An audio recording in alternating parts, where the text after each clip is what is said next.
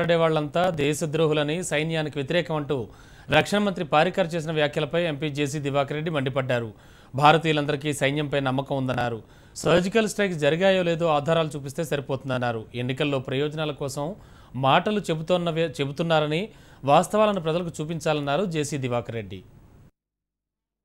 నిన్నటి రోజున టీవీలో చూసా, పారేకర్ గారు ఎవరైనా సర్జికల్ స్ట్రైక్ గురించి మాట్లాడితే వాళ్ళు దేశ ద్రోహులు, సైన్యం పైన ఏమీ లేనటువంటి వాళ్ళు, సైన్యానికి వ్యతిరేకం అన్నట్టుగా చాలా దురదృష్టకరమైనటువంటి వ్యాఖ్యలు. ఈ దేశంలో ఉన్న భారతీయులందరూ కూడా సైన్యం అంటే అపారమైనటువంటి విశ్వాసం, నమ్మకం ఉంది. వాళ్ళ కెపాసిటీని ఎవరు శంకించలేదు. మన వాళ్ళేమో మేము బ్రహ్మాండంగా చేసామన్నారు.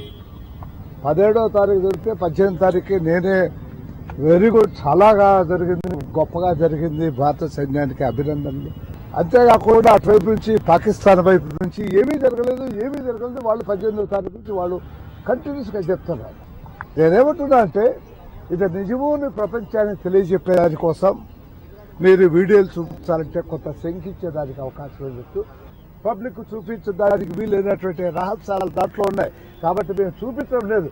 నిజమే, మన వాళ్ళు అక్కడ సర్జికల్ స్ట్రైక్ చేశారు, అవి ధ్వంసం చేసి వచ్చారనేటువంటి మాట వీళ్ళ ద్వారా అయినా చెప్పిస్తే ప్రజలు విశ్వసిస్తారు, నమ్ముతారు.